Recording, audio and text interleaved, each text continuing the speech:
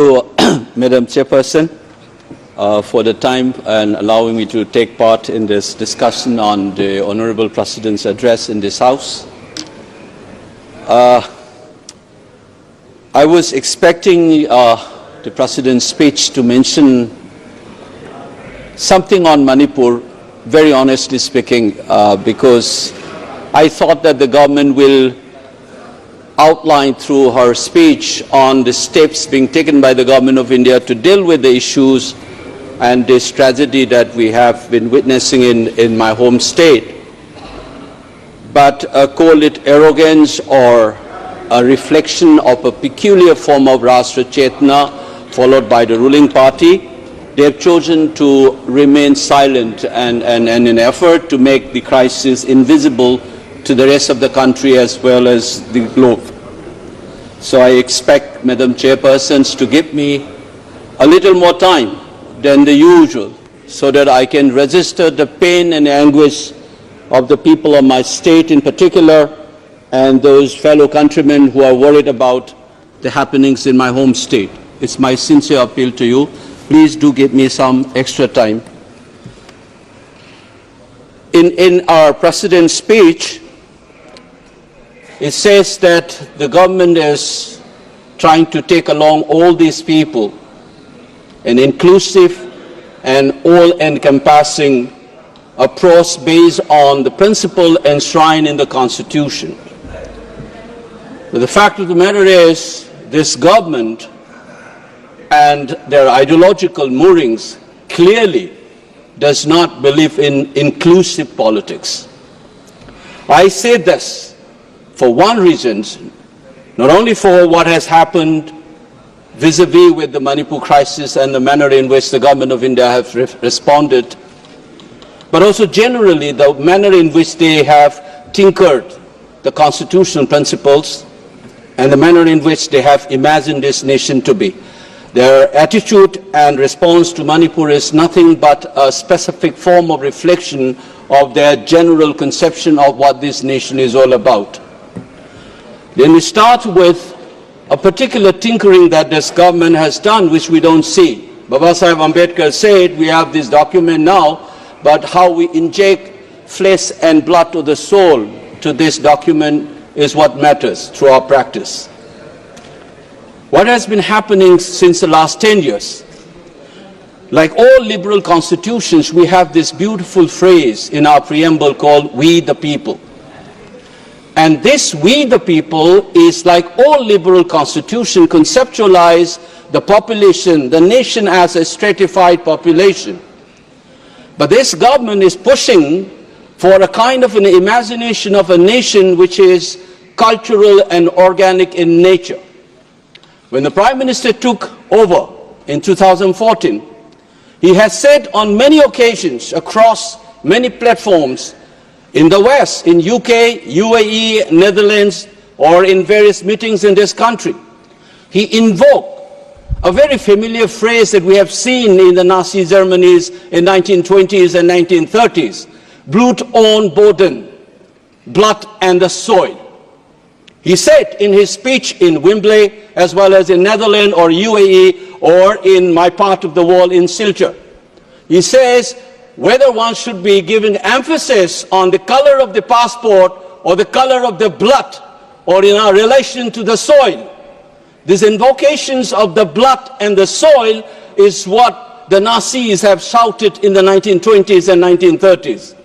It is these conceptions of the people of this country leads to various exclusions. So there's no surprise that today we have a party which swear by nationalist ethos and you have none of the members from the Muslim communities, which constitute 15% of the population. That is the reflection of that imagination of the nation. It is a similar kind of an exclusion that you have continued through your response to the crisis in Manipur. Allow me to cite 4 specific issues that tells you that the crisis in Manipur is not an isolated issue. Its gravity is such that it is a national crisis.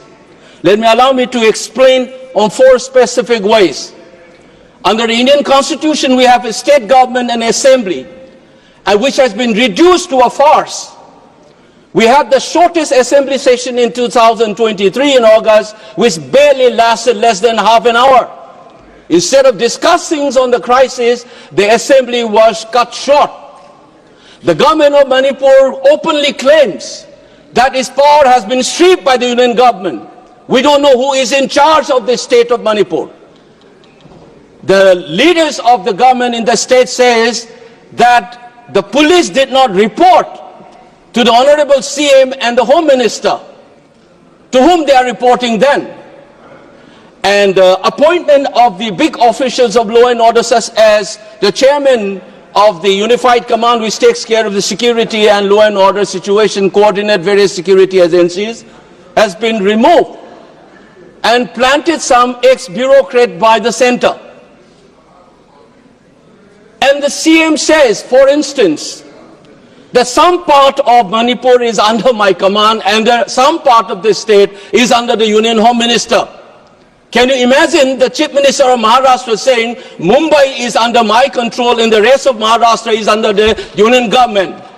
That is an illegal subversion of the constitutional mechanism and democracy in this country in the 75 years of our experience. That is the subversions that we have experienced. We don't realize this. The Chief Minister ordered something, the Central Security Forces refused to obey the order. And there are images where the Central Armed Forces stopped the Manipur police from responding to armed attacks on innocent villagers. This complete chaos is what we witnessed in the 75th year of the constitutions, on which we have given lectures and bhashans in this house as well. It is a reality that is happening in Manipur, but who cares? You have sent in 60,000 plus troops, and under whose command those are working? If Article 355 or 365 has been invoked, where is the written document? There's nothing of that kind. So it is an extra constitutional subversion of the constitution of the country in a state called Manipur. Indian state has become nothing but a banana republic in the state of Manipur. Madam Chairperson, have you ever seen elected members being beaten up publicly in this country, and the country thinks that constitutional order is in order in Manipur? The dignity of the elected members, the authority of the assembly, everything has been subverted by this union government in collusion with their satraps who are running the show on their behalf in Imphal. Please keep in mind this is a complete subversion of a constitutional order on the 75th year of constitution. For Manipur, incidentally, this is not the first time. When the constitution was adopted 75 years ago, we had an assembly of our own and a constitutional monarchy, which was bulldozed on the 15th of October 1949. That insult should have been bygone be the bygone, and we should be looking forward. But this manner in which the crisis has been handled, and contemptuous manner in which this has not been talked about, even in our Honorable President's speech, is making you to remember that humiliation once more as we are trying to look forward. That is the most saddening and unfortunate part as we celebrate the Constitution's 75th year. Second example, when Babasaheb Ambedkar was asked, which article in this Constitution you think is the most important one? He points out Article 32 and said this is the soul and the heart of the Constitution. In Manipur, you have a main, please madam, I have seen people getting more time. Please allow me to finish at least. Give me 2-3 more minutes. Article 32, habeas corpus, is one of the legal rights that the citizens have.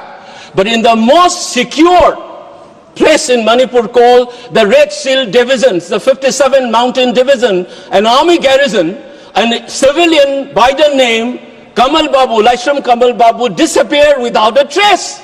Since November, the defense minister kept quiet, the army chief kept quiet. How secure is the people of Manipur even when you are not secure in the military garrisons? The biggest army headquarters in the state of Manipur, the 57 Mountain Division. Who will answer this? I'm elected by my people and I'm supposed to voice in this house as a part of a democratic culture, as a part of a constitutional scheme of things. Now, how do I speak? People have been killed, children, women have been assaulted. But we have seen hostage taking. Women and children were not only been taken hostage, they were killed in cold-blooded in the most gruesome manner. In Jiribam, including an 8-month-old infant. It's a post-mortem report, it's a chilling reminder.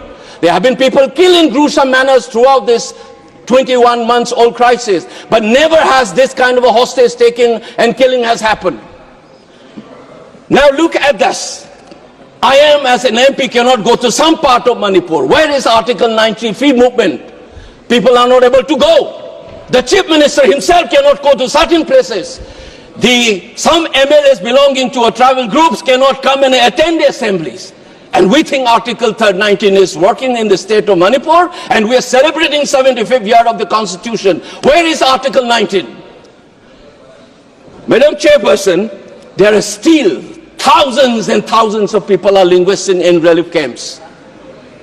Partition is a living reality in the state of Manipur, and we think the constitutional order is intact in the state of Manipur. Third point, very unfortunately, I have been hearing our ministers and leaders saying that Kukis and Meitei should talk to each other. Have you ever heard when the communal violence happens, Hindus and Muslims should talk to each other? It is the absorbing of the responsibility of the state. First, you should rein in the violence. The authority of the Indian state has been challenged by armed groups. Many of them have been propped up by the Indian security agencies, as many observers have pointed out. Many of these Kuki armed groups under the SU, they have been propped up by Indian security forces, and unfortunately on media you see BJP entering into an understanding with them for them to get help to win elections. Now they are playing havoc. They are running wild. Similarly, in the valley areas, there are armed groups which is reportedly nurtured by political leadership from your party. And this is where you wanted to keep silent. You don't want the rest of the country to know about this. And insist as if, like the Britishers had done, Hindus and Muslim conflict in India is a product of a colonial process. It is not inherent in our country. That's many scholars have written. You do not essentialize this conflict. This is a part of a colonial state process. Unfortunately, while still talking about decolonizations and trying to change a law created by the British, we are talking like the Britishers, saying that this is an essential conflict between the Hindu, just like the Britishers have done, as if the Kukis and the Meiteis have an essentialized conflict. It is a product of a state process. We need to decolonize our mind. Lastly, but not the least, Madam Chairperson, we talk about Viksit Bharat and progress and development. I must inform the House that the highest inflation rate in the country today is the state of Manipur. All the small-scale, medium, micro entrepreneurs have shut down. We're losing investment. People are losing jobs. And the unemployment rate, Manipur is among the top 5 in this country. We talk about the stunned state. Many of the stunned states, including Andamans, is in the list of the top 10 most unemployed people in this country. You are not talking about this economic development, this crisis. There is no relief, tax or otherwise. You are trying to push it under the carpet as if nothing has happened. Despite all this thing, Madam Chairperson, you know what happened. People are not able to travel because of this communal violence. And the flight fare is soaring to the sky. It is looting the tragedy-stricken people. A flight fare from Delhi to Kolkata is around 6,000, which is 2.5 hours journey. But the flight from Imphal to Kolkata is around 13,000-14,000, double the amount which has been going on for the last 20 months. Government of India is not interested in that. So what has been happening, you think that we are talking about Manipur as if it is an exception. I want to end with this remark. The Danish philosophers have reminded us. Soren Kierkegaard once said, if you want to understand the general, pick up an exceptional, true exceptions, because the exception will explain the general as well as the exception itself. If you want to understand what this country and how it is imagined, how this constitution is working and how it is being lied to the rest of the country, take Manipur as an exceptional case. The moment we are honest about it, you will be able to answer. We think that alienation of the Northeast people will be okay, but you check it how the youths are asking the relationship between India and Manipur because of this crisis. It is a danger written on the wall, and I draw the attention of all our members cutting across party lines. Please respond. We need a JPC to inquire into this crisis and do justice to the people of the state of Manipur. Thank you, Madam Chairperson.